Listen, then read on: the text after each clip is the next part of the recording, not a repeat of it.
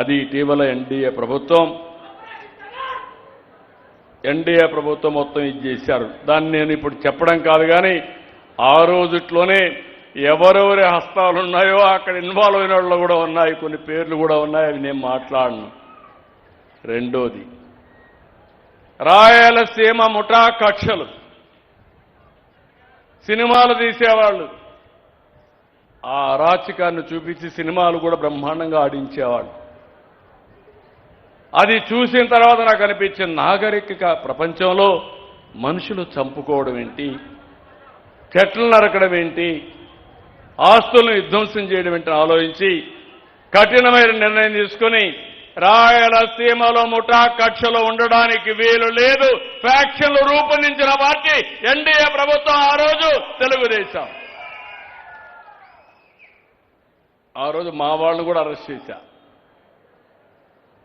ఇద్దరు లీడర్లు నా మాట వినకపోతే, మీరు నా మాట వినకపోతే నేను మిమ్మల్ని కూడా వదిలిపెట్టని వాళ్ళను కూడా అరెస్ట్ చేసే పరిస్థితికి వచ్చాను. హైదరాబాద్లో మత విద్వేషాలు రెచ్చగొట్టి 6 నెలలు కర్ఫ్యూ. ఆంధ్ర నుంచి హైదరాబాద్ పోవాలంటే, కర్నూలు నుంచి రావాలంటే బెంగళూరు నుంచి పాత బస్తీకి రావాలా, విజయవాడ నుంచి పోవాలంటే పాత బస్తీ ద్వారానే పోవాలి, ఎల్బీ నగర్ ద్వారానే పోవాలి. 6 నెలలు రాకపోకలు ఉండేటి కాదు ఓసారి. దాని మీద కంట్రోల్ చేశాం. ఇప్పుడు ఔటర్ రింగ్ రోడ్ వేశాం కాబట్టి ఓల్డ్ సిటీ కూడా అందులో భాగం అయిపోయే పరిస్థితికి వచ్చింది. దానివల్ల అభివృద్ధి జరిగింది. కానీ మన రాష్ట్రానికి వస్తే దౌర్భాగ్యం, ఒకప్పుడు రౌడీలంటే భయపడిపోయేవాళ్ళు.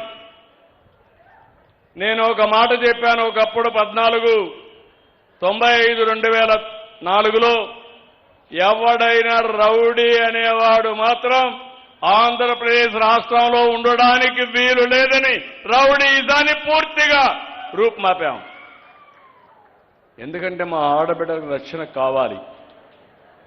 1924 గంజాయి బ్యాచ్, బ్లేడు బ్యాచ్లు, గంజాయి తాగడం, ఎక్కడికక్కడ ఈ యొక్క సారా కల్తీ మందు తాగడం, ఎక్కడికక్కడ డబ్బులు సంపాదించడం, రౌడీ చేయడం, అంత అరాచకాలు జరిగాయి.